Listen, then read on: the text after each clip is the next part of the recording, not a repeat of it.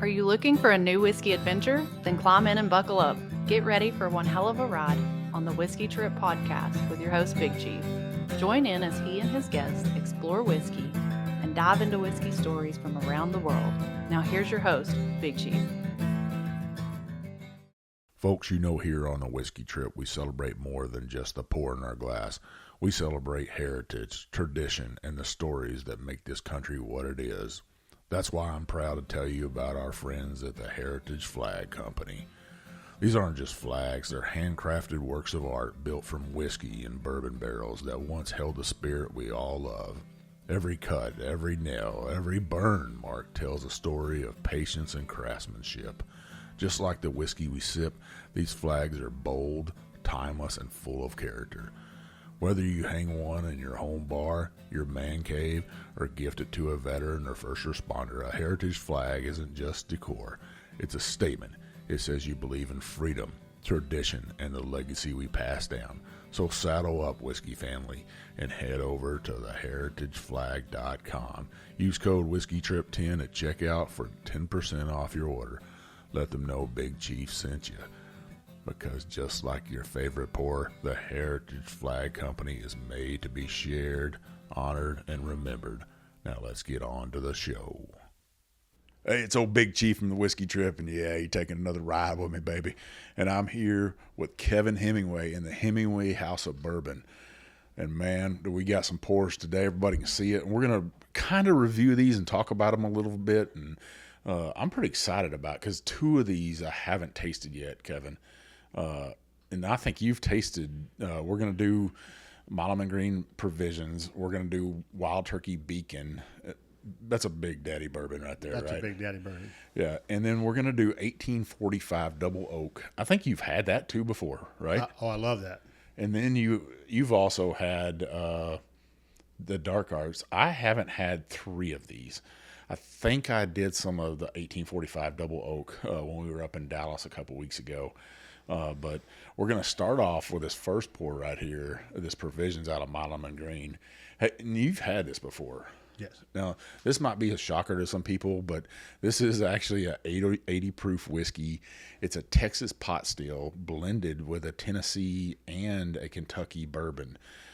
So three different whiskeys blended together to come up with this 80 proof, $35, $35.99 is what they're going for. And they're trying to get a blue collar whiskey out there from Milam Greene that people can drink.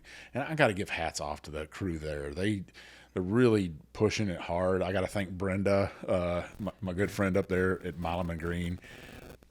She took and sent this to me, and I'm very thankful that, she sent that to me. Brenda, thank you so much. But let's give it a nose. Let's try this. Cheers. Cheers. It's got a very nutty nose on it.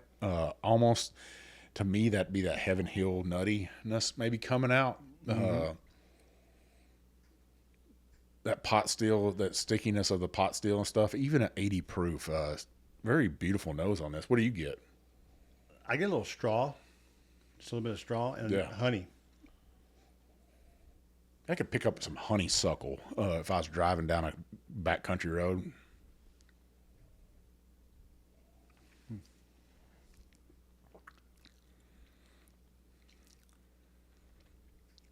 Not bad for an 80 proofer, right? I'm picking up the peanut on that again on the taste. That is 100% peanut brittle. Yeah. I mean, that country peanut brittle when you were a kid that you got to taste, and pretty damn nice whiskey. Peanut brittle, you hit it on the spot that the corn is coming through, almost that kettle corn that you would get at a country fair with peanuts put in it. When you were a little kid, did you ever eat Cracker Jacks? Oh, definitely. Yeah, I'd get that. If you put it all together, that's what you're going to get is Cracker Jack in a glass. Yeah, the corn's definitely coming through now. It's opened up a little bit. And man, I like it. That peanut is still coming through that peanut brittle you talked about. It's got a nice cooling finish to it. And some people ask me what that is. It's just cooling on my palate and stuff. And that spice is it's almost like this mint that's rolling on the backside of my palate. very beautiful. It's sticking on my gums a little bit. I like this. For $35, that's not a bad price. A really good price and a really good whiskey. I mean, it's. Now, what do you think about them? You know, some people might turn up their nose and be like, "Oh, you took Texas pot still and you blended it with a column still, more than likely out of Kentucky, and probably a column still out of Tennessee." If I guessed where they got this whiskey from, what do you think about that? You know, blending used to be it's a bad word back in the day, and I think that everybody does it. It's you take the, you know, when you talk to people that blend, and I fixed this with this, so they found something that was Texas that maybe they needed to blend something out with. You know, using Kentucky, again, found something in the Kentucky that, hey, maybe this Tennessee will pull that out, and then it's perfect. Yeah, I really like it. Now, everybody can see in the center up there, we're not going to review Iron Root's Promethean, but the reason we have that up there, Kevin and I both traveled up to Dallas-Fort Worth last couple weeks, and we went to Iron Root and we did a pick with Poor Decisions Rickhouse, the Facebook group out there. If you don't know about it, make sure you join that Facebook group to find out about that pick and some other picks. But we went up there to Iron Root, and what a time we had, right? Oh, that was that was probably one of the best picks I've been on. Hands down, the licorice family there, Robert, Jonathan, Marcia, and then my good friend, the Whiskey Rose of Texas, Michelle, they treated us like kings up there. And we had, what a group we had. We had a dentist from Nebraska, Brian, yeah. and then we had Emiliano from the head distiller from Steel Austin. Never been on a pick before. He said he'd been part of picks, but never on a pick that he's getting a pick and stuff, right? And then we had yourself and Jared from Poor Decisions Rickhouse on there, and then we had Seth from Staves of Honor, and then we had Rob from the Rack House there in the Colony. And man, what a pick team and stuff! And everybody was like, "Hey, Big Chief, how do you want to do that?" And I was very appreciative of it and stuff, and I felt like it was some picks you go on, and the store owner might say, "I like this," and everybody else is like, "Oh, I like that too." But that's not how our pick went. We went around the table. We actually started with Rob. He had never been on a pick before, and I was the very last person in the room to say what I liked. Did you feel like that was a fair process? Absolutely. And that was the thing, is Emiliano being a head distiller kind of left his opinion out. Yeah, he was right there to the end with me too. With you. And then after everybody picked, we all kind of questioned, you know, how do you feel? How did Jonathan being with them, you know, what was your notes that you got, just to see if we compared, you know, okay, I'm picking up those flavors too, or, you know, did you kind of not like this one over this one? But it was already picked, so there was no outside influence from them. But rolled out the red carpet. I mean, that was an experience. That was one of those for the books. I mean, it was absolutely. I felt like it was a fair pick and stuff, and it wasn't my number one. There's another barrel sitting up there that I'm like really debating about. It's been killing my brain thinking about it, and I've talked to Robert about it, and I don't know. We'll see what happens. But this bottle, possibly we might squeeze it all the way to February, March time frame, depending on, because they got some new glass coming out, and I really would love for it to be in the new glass and stuff. But this is also going to support Staves of Honor, and you'll see Poor Decisions Rickhouse is partner with myself, the Whiskey Trip, and we'll do some other picks in the future to support veteran organizations for good causes and stuff. You know, being a veteran myself, your dad was a veteran. People can see behind me his flag and stuff. That's important to you and Ken Hemingway. Jared's a veteran. So, you know, and I know Emiliano, he really does care about veterans in the service and what they do for this nation. So if we could give back and say, hey, you know, we're going to raise some money for a charity, that's who I want to give to. And that's the people I want to support. People that support us, get up every day, go to work, and defend this country, hands down. But this Iron Root pick, folks, I think it's 132 proof. It's a 100% corn bourbon. And man, it's got some kick to it. It's got some candy notes to it. I'm telling you, you don't want to miss out on it. This Provisions though, man, is just rocking. $35. I don't see how you could beat this. And hats off to the team there for blending this. I really, really like it. So would you say this is a buy for you? Absolutely. And the price point especially, because it's an easy sipper when you want something that's not 130 proof, and it's good. Yeah, I would call this that springtime, summertime sipper right here. That you don't want that high proofer that just gonna burn you out, right? And this is, like I said, it's nice and cooling. Is it? The bourbon nerds out there, like I said, they're gonna beat up on it because of you're blending some stuff, but man, everybody's blending whiskey today. Hell, the next one we're going to drink is a blended whiskey, really. Whether people like me saying that or not, it's a blended whiskey. It's going to be a little bit darker and stuff. Well, I say let's move on to this wild turkey right here. Now, these are Kinsey glasses, right? Yes, sir. My wife was looking at these the other day, and she was like, "Those look so tiny in your hands, because you can see it." It's just a big chief for you. Yep, these were made by Jared, actually. Really? Yep, Jared made these. Well, let's nose this joker. Oh my goodness! So, do you get? I get some orange creamsicle on this nose right here. 100%. That's crazy. I get the corn, and I get some molasses on this. A little bit of oak, not as much oak as I thought it would be, as dark as it is. But so this is their Wild Turkey's Master's Keep, folks. This bottle right here, MSRP is $300 if you can find it. After we'll let you know whether you should buy it or not. But $300 is 118 proof. It's a blend of 16-year and 10-year-old Wild Turkey barrels, right? And the Master's Keep series started in 2015, and it's gradually gotten just, I think, better and better and better. I've had some that I'm like, it's okay. And I can kind of beat them up sometimes, because sometimes I'm like, they just needed to get rid of a bunch of 10-year-old barrels, but that's not what I hear about this. I haven't tried this at all, so I'm pretty excited about it. But the Master's Keep started in 2015. Now, had you had any other special expressions before that? No, not before 2015. Yeah, I have not. like Traditions or Diamond. There was all kinds of expressions out there that you could get. Some stuff from overseas, and Wild Turkey was doing a lot overseas and stuff. But with these, I really love the bottle on these. It's one of the sexiest bottles with a turkey on there. And, I love the American turkey as a hunter. It's a very beautiful animal. And it was supposed to be Americans' native.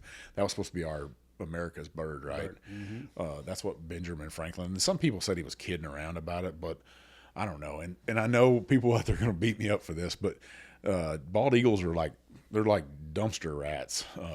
If you give them a dumpster, there'll just be a bunch of bald eagles there digging through the trash. But turkeys, man, if you've ever got to sit and hunt and just watch a wild turkey, a flock of them, a bunch of hens, and then maybe a couple of toms, and then some young jakes and stuff strutting out there and stuff, and then they blow up, and their whole feathers out there, their fan.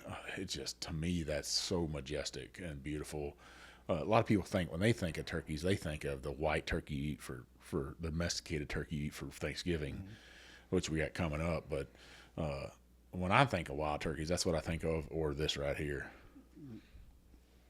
Yeah, what a beautiful nose. That orange is just sticking with me. Orange creamsicle, orange zest, orange marmalade. Very, very beautiful. No nuttiness on this at all.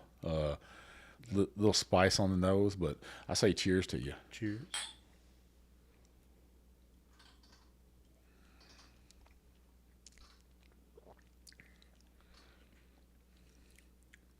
There is a little bit of nuttiness in that, different from the nose.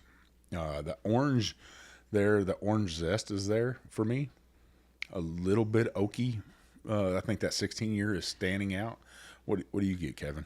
Well, the nose, I got a little bit. I got the orange creamsicle, but I got a little bit like a cherry cola. Okay, yeah, I can A get little that. bit of that, and then on the finish was kind of that rye spice. Get a bit of that rye come through. Definitely the oak. It that second sip of it, I got that cherry cola, but very heavy on the oak, very drying on my palate. It's not viscous at all. To me, this is not my jam. It's sticking with me. Some tobacco notes on there, a little bit of dry leather.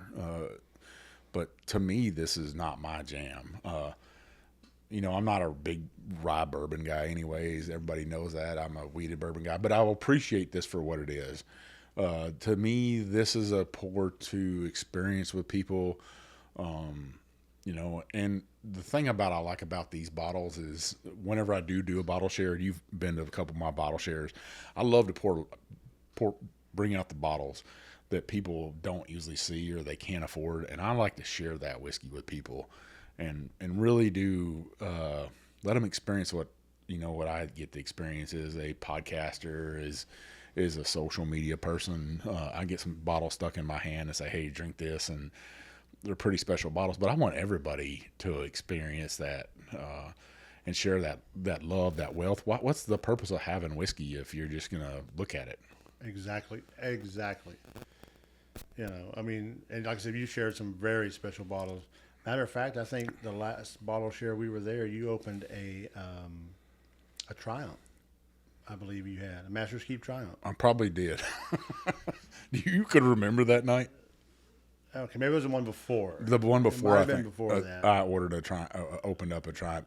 I had it, and whiskey is, the last bottle share I opened up a King of Kentucky, and I felt it was important to share that with people. A lot of people don't get to see that bottle, and I just want people to experience what I'm getting to experience. So why not share it and stuff? Now you got a bottle of this, and you shared it with a couple guys. Hopefully you got some left of it. I'm hoping because he still has it, so it still is ours. So a long finish on this, pretty decent bourbon. $300, is it worth that? I don't know.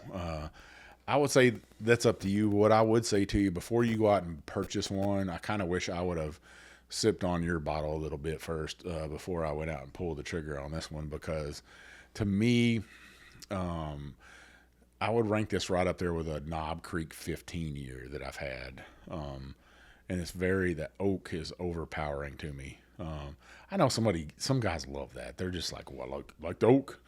If you like chewing on an oak stick, go out to the firewood rack and grab yourself a stick and chew on. No, if that's what you like, I'm serious about this. Drink what you love and don't let other people tell you. But what I would tell you, if you got a buddy with some, take and try it before you go and purchase it. So this would be a try before you buy for me. What about you? I think for the price, absolutely. I like it. I do like it. Yeah. The more as I really haven't drank a lot of it. I've shared more of it than I really drink. But you are right. I'm not a fan of the drying. It's definitely drying. You almost like you take a sip, you want some water to come behind it. But I kind of like that dusty funkiness that's in it. It does got a little funk to it. Here's the shocking thing to me, right? There's people out there, and I'm not going to say their names, but they'll shit on a whole state, right? And say, oh, Texas whiskey is shit. It's got this Texas funk to it. I would almost compare. I'd love to see people blind this, compare it to like Cowboy from Garrison Brothers. I bet you some people can't tell the fucking difference.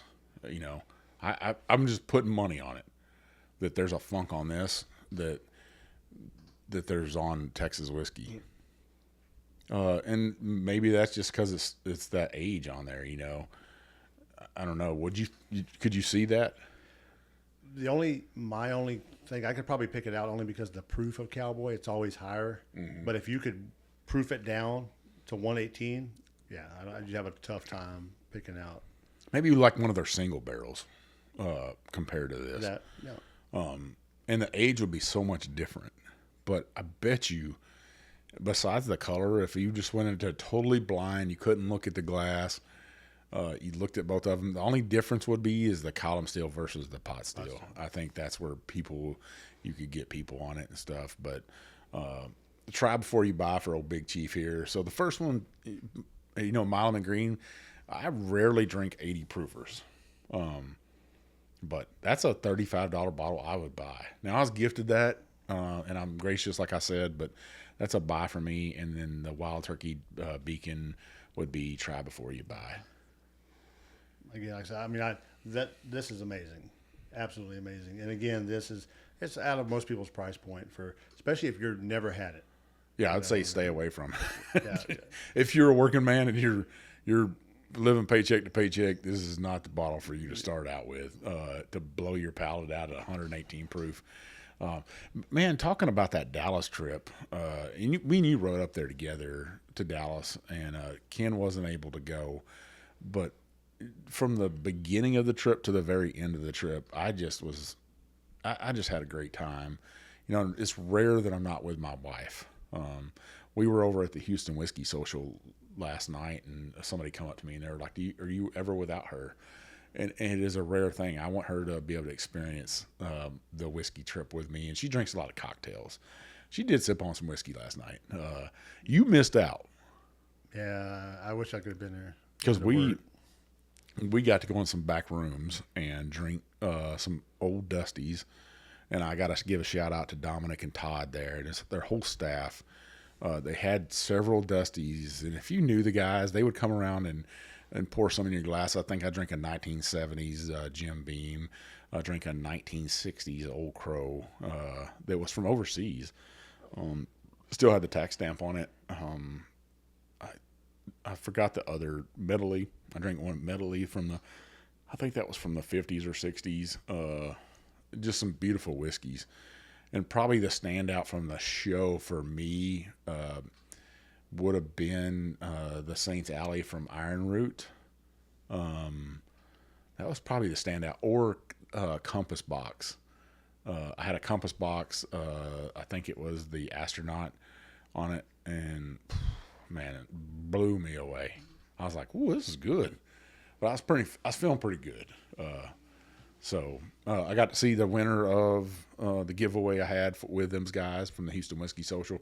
Abby, a good friend of mine and stuff, he showed up with a friend and got to experience the Houston Whiskey Social. And Ken got to experience it, the best of all worlds and stuff. He poured at RD1's tent, but then or their booth, but I took him in that back room with me, and I was like, hey, do you mind if I bring Ken with me? And they're like, no, come on, bring him. And then to top it off, me and Viv sat down with this cat and his dad. He's 21 years old, and that's one of the things they do together as a father and son is his getting into whiskey, and his dad teaching him right. So they sat down and was eating with us, and I asked him, what's your favorite whiskey? He told me, and really, I thought he had a great palate for a 21-year-old kid. I say that's a kid. I'm 52, so to me he's a kid. But he had a great palate. And I knew I was going in that back room, so I asked Todd, I said, could I bring this young man with me? And Todd's like, man, you bring whoever the hell you want back here. I was looking for Kevin, and Kevin's nowhere to be found. Over here sleeping, probably. No, I was at work, unfortunately. I would have been there. You were at work last night? I was at work. Oh, my goodness. Yeah, someone told me I should call in, but you can't do that. So, you had the sniffles. I could have had the sniffles. You missed out, man. I'd have had the sniffles last night. I'd been like, I feel a little sick, a little whiskey sick. But that Dallas trip, you actually got to watch me record the Acre Distilling show. Did you see? So you've been on the show before, and you've watched me record before, but you never went to a distillery with me. How do I do? Did I do good? Again, I think that was one of, and I told you this. That's going to be a great episode. And I feel it was a great episode. Tony is he's so knowledgeable on the Hell's Half Acre.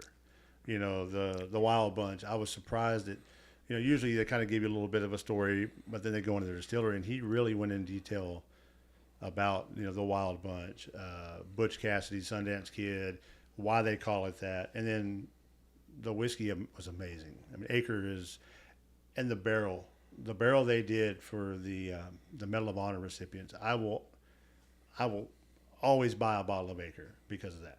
Yeah, I mean, hey, Long Hair Jim, that bottle of bourbon I thought was really good. They had some American single malt I thought was really good and stuff. And, these Texas distilleries are coming on. They're coming on. And Hell's Half Acre, my brother's going to Little Feather's going to Fort Worth this week for work. And I was like, man, you got to go buy Acre Distilling and go check out Hell's Half Acre over there. And he's like, man, I'll do that. I'm going to go over there and check it out. And I hope I'll have to get a report from Little Feather on the road report. The reason folks might want to know why I chose Milam Greene to drink with first, and I always tell that story of Little Feather, Mitch and me taking that whiskey trip across Texas. We went to 5 different distilleries and recorded 5 different episodes from my old podcast, and we'd actually left Milam Greene that day, and that's when the song from Gary Stewart came on, Whiskey Trip, and he's like, man, this would be a great name for a podcast. So Milam Greene has a special place in my heart that day, just because of that. It's just a memory that's burned into my mind of a whiskey trip I took, and I cherish every trip that I get to take. That trip up to Dallas with you and the guys up there, this weekend going over to Houston with Viv, and we went to Giant Texas Distillery, hung out there on Friday night for a bourbon and barbecue event, and then we went to Reserve 101. I drank a Blue Label barrel, a barrel pick from there. It's pretty good. So, well, Kevin, we're up against the first half. 2 great whiskeys. We got 2 more great whiskeys to go, I think. I'm pretty excited about this. Folks, somebody asked me why I don't do reviews on single barrels, and this is the reason why. Because there's plenty of bottles of that Beacon to go around. And then Milam Greene's, this is their whiskey they want everybody to have. So there's plenty of this on the shelf for you. I just don't see the need to do a review on a single barrel pick unless I'm picking the barrel. Then I'm going to tell you all about it. That's just salesmanship. But if I can't tell you about it, if the pick's already done, what's the point of reviewing a single barrel? It does nobody no good. Those 200 barrels or bottles are already gone. Would you agree on that? I agree 100% because, again, you say how great it is, and I can't find it. Mm-hmm. So, okay, well, it's great for you, but nobody else. Yeah. Well, listeners, you stick with us. We're going to come back and do the second half here from the Hemingway House of Bourbon. House of Bourbon. That's a mouthful for me. Well, stick with us. We'll be right back. Leaper's Fork Distillery is an artisan distillery working to bring back the history and heritage of a small batch whiskey production to Williamson County. The distillery crafts premium spirits using local ingredients and limestone filtered water to create superior spirits with a signature taste. Yeah, I love their wheated bourbon. Leaper's Fork Distillery is characterized primarily as a low volume, low impact concept of production. They are excited and honored about bringing back a lost art and industry to a county that always puts its history and heritage at the forefront. Visit them today at leapersforkdistillery.com. All right, folks, we're back here in the Hemingway House of Bourbon with Kevin Hemingway, and we got 2 new whiskeys to drink for the second half, Kevin. We got the 1845 Redemption Double Oaked, a 5-year-old rye bourbon that's been put back into another barrel and aged under the pecan trees there, the orchard, that pecan orchard they have there that just kind of shades everything, that shades their big old rick house and stuff. I kind of love that. This is 115.4 proof. Beautiful whiskey, I think. You've had this before up there, our event actually at the rack house? Yes, sir. Well, I sampled quite a bit of it up there. Well, I say cheers to you. Let's nose this thing. Cheers. That's no bake cookies all day long for me. Chocolatey. Not as much oak as I would think on this. Very beautiful whiskey. nose wise, not as oaky as I would think it would be for a Texas whiskey. I don't get that Texas funk on this. Oh, not at all. I get a little bit of kind of that creme brulee-ish caramel. Yeah. Now, Lowry Crossing's up in Dallas-Fort Worth area, and it's a little bit northern than those hill country distilleries where it's a little bit warmer, it's a little bit more arid. Up there in Dallas, you get east of Dallas, a little bit more humidity in the air, and that might play different with your bourbon. It's a little bit colder up there in the wintertime. So I'm wondering how this tastes. Let's taste it. Cheers. Cheers.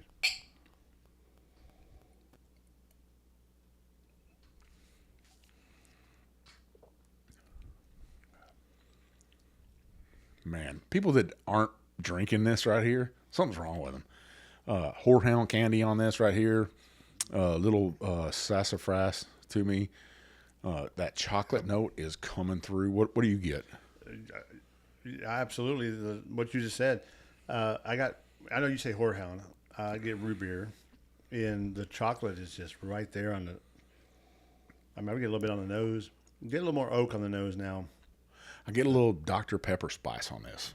All of us Texans love Dr. Pepper. You can't talk bad about it. You get the taste slapped out of your mouth if you do. But man, to me, this doesn't have a Texas funk on it at all. Yeah, if you weren't a Texas whiskey drinker, I don't think you would know where this came from. I think it's an $80 bottle right here. Very, very beautiful. Yeah. How would you compare this to? And I know it's the proof is a lot more on this bottle right here, 115 proof, compared to Woodford's Double Oaked. Now, Woodford, I get a lot of just caramel and toffee, a little vanilla, like that vanilla frosting. I don't get a lot of that. I get more caramel on this, and even a little raisin. Raisin. I do get that from Texas. Because I do drink a lot of Texas whiskey, so I do get a little bit of raisin from Garrison. But this is just, it's just so perfect. I really like it. It's a beautiful whiskey and stuff. I'm digging it. It works for me. I would pay for this all day long. It's got a nice long finish, and I know some people are like, it's only 5 years old, Big Chief. But the thing about age, it compares to a region. And in Texas, a 5-year-old whiskey, and I believe they're going to try to get theirs a little older. Does age matter when it comes to a whiskey? I don't think it does. I think Iron Root proved that in 2020 when Iron Root whipped Kentucky's ass for best bourbon in the world. I think a lot of people forget about that, and a lot of people are going and saying, Still Austin's the only whiskey in Texas and da-da-da-da. I think there's a lot of marketing to that, and Still Austin has spent a shit ton of money on marketing. I'm not saying their whiskey's not good. What I'm saying is there's a difference when you pay for a lot of marketing and you don't pay for marketing. This ain't marketing right here at all. They did give me the bottle, but they didn't pay me. I just like good whiskey. This is something I would sip in my glass right here. This has got more of a sweeter note for me, and that's why I would pick this over the Wild Turkey Beacon. Like I said, definitely get fig, a little raisin, a little rye now coming at the end. Yeah. A little bit of rye. Pretty beautiful whiskey. Now, you haven't been up there to 1845, have you? I have not. I think something to be said about that German steel. There's a couple other distilleries in Texas that are using the German steels, and a lot of people go with Vendome, and I get it, but you got to buy what you can buy, especially when Vendome was just kicking it out, and they, had to get on a wait list.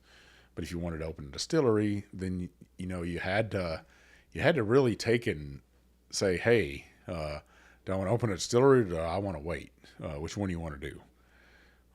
So hats off to 1845 for doing something beautiful like this and stuff. Now, you don't have a bottle of this, do you? I do not. Yeah, man, you're missing out. I am, because I got to actually try this from a rep when they were going to liquor stores and dropping off bottles. Yeah. And I was impressed. It was blind, totally blind. I got the sample of it, and I was like, whatever that is, I'm buying it. Well, it's not available right now, and I haven't seen it locally, so I don't know if they are local yet. But definitely, we'll pick one of these up if it hits the shelf. Yeah. Now I'm going up to Dallas, Fort Worth area for Thanksgiving here in a couple weeks, and I'm going to be at the Dallas Cowboys Thanksgiving Day game out in the Silver parking lot, folks. Remember that, the Silver parking lot. I'll be right up against the road there. Find the Silver parking lot. Find me. I'm going to have a Texas whiskey tasting with a Texas whiskey trail. I'll have several different expressions from across Texas with me at my truck. I have a couple tables set up and stuff.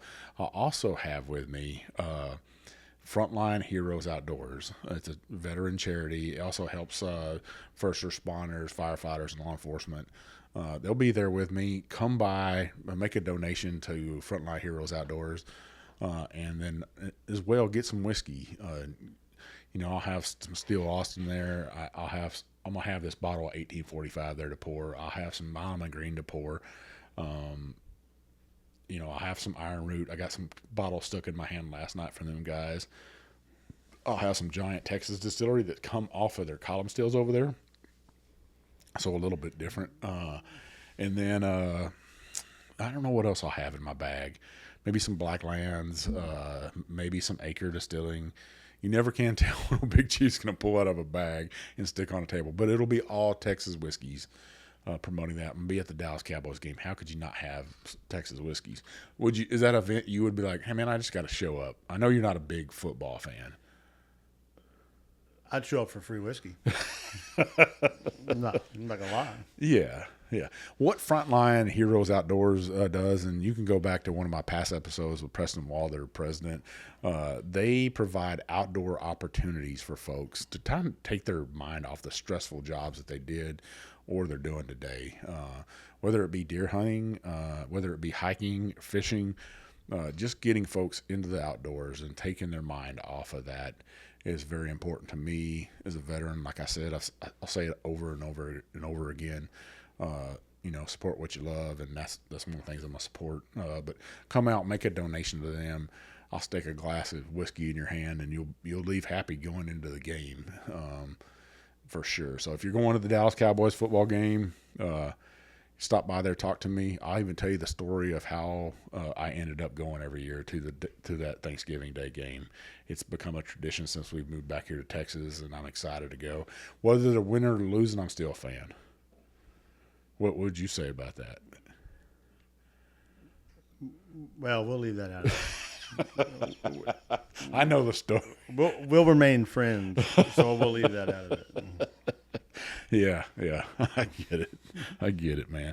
Well, on to this next one, and this is a friend of mine's brand right here, Macaulay Minton. I've known Macaulay for several years now. He used to be the barrel manager out at Wilderness Trail, and I was doing a pick out there, and Macaulay was rolling out barrels for us. Probably way too many barrels is what was happening, and we were tasting through them for a barrel pick and stuff. And I think we left with 2 or 3 barrels that day of whiskey. I don't think anybody regretted that day. It was pretty beautiful. So you got this. This is actually not my bottle right here. What is this all about right here?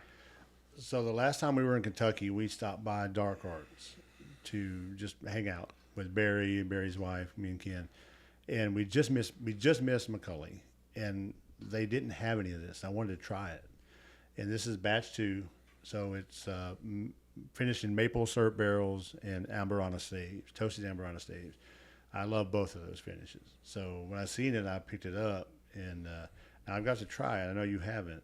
So. I think a lot of people have a love-hate relationship with Amberano because of the cinnamon to it. Sometimes, I've walked into a rick house and it just overwhelming, like big red chewing gum smell in there because of that wood smells like cinnamon, so deep and rich.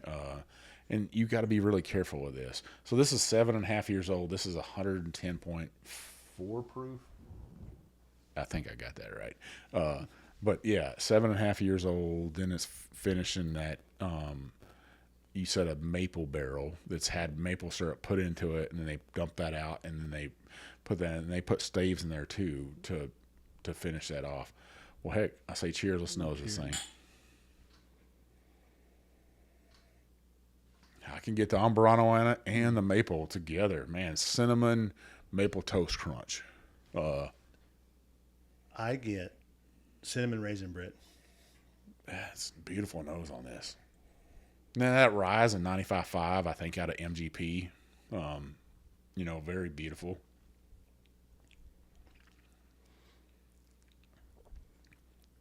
Ooh, baby. If you're into finished bourbons, this is a gateway bourbon right here. All day, every day, you get somebody that's a wine drinker, and they're like, I don't like whiskey, or I don't like bourbon. This is not a bourbon. This is a gateway whiskey for people to get them into whiskey. This would be something I would put in their hand, like, hey, just try this right here, especially if they have a sweet tooth. Man, this is pretty amazing.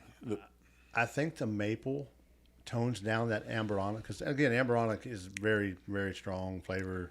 Some people, like I said, it's a love-hate relationship, but this maple syrup pulls that down and balances it so perfectly that if I was going to introduce someone to Amburana, this will be it right here. What I'd pour it for. Now I'm getting some toasted coconut on this a little bit for some reason. No oak at all. I always get coconut on Amburana. Or lately, I've been getting coconut on Amburana. But yeah, when I had to take a sip. When I got it, I had to crack it open. And to me, it was cinnamon raisin bread, like you buy already made, and the nose was just that. And then again, some Amburanas are really just punch in the face, and that maple pulled that down, just balanced it perfectly. And I said, this will be a bottle I'll buy again. So. Well, I'm digging this right here. This is very beautiful. I think anybody would buy this. Now, what was the price point on this right here? $99. $99 for $100 for this. So we've kind of went on the spectrum here from, from 35 up to 75 up to 100 and then to 300, 3 different whiskeys and stuff. So let's talk about, while we're sipping on this a little bit more, the 1845 double oak. Is that a buy? Is that a try before you buy? Or is that a, hey, pass it up? That's a buy. That's a buy for you? That's a guaranteed buy. Yeah, I think so for me too. It's a buy. I don't think you need to try it. I think take people's word for it. Drink what you like, but if you're really into the double oaks, and a lot of people are putting those out these days, this is one you should go after. Find it. If you're in Texas, find a store they're in and stuff. Look for this. Don't pass it up. Do not pass it up. Okay, so what about the dark arts? Is it a buy? Is it a try before you buy, or is it pass? I would say try before you buy, because not everybody likes Amburana, but this is a softer Amburana, so you're not going to get that. If you like a Rio, that's honey finished Amburana, so it's in that wheelhouse of that, because it's not just a. I'm trying to think of anything I've had Amburana that was just really Starlight cigar blend. I think was kind of really Amburana forward. You get more of that. Where this is again, it's muted. So if you don't really like it, I think you will like it, and if you like it, you'll love it. So yeah, I'd say the same for me is try before you buy, because you might not be a sweeter whiskey drinker. And I know people are like, what the hell are you talking about, sweeter whiskey? This to me is a dessert whiskey. I would drink this after dinner with some folks, and this is nice to sit down and just talk to people and stuff and not blow your palate out, even though it's 110 proof. This will make your legs wobbly after you drink a couple pours, but a beautiful whiskey. So I think what we said out of this is we had 2 try before you buy, and then we had 2 to buy. I mean, that's pretty fair out of 4 whiskeys. Oh, definitely. I love it.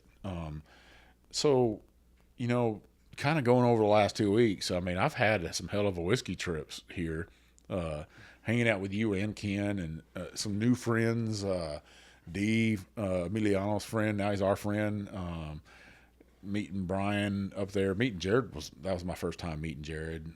Going over to the Houston Whiskey Social and hanging out with people and meeting new folks. If you're new watching the podcast, just keep watching. I got some great episodes. I got Bard Distillery up in Kentucky. I got Tennessee Hills out of Tennessee, kind of the Knoxville area. You don't want to miss those 2 episodes right there. And then I got another distillery that's going to be coming on I'm going to have Tex Malt coming on.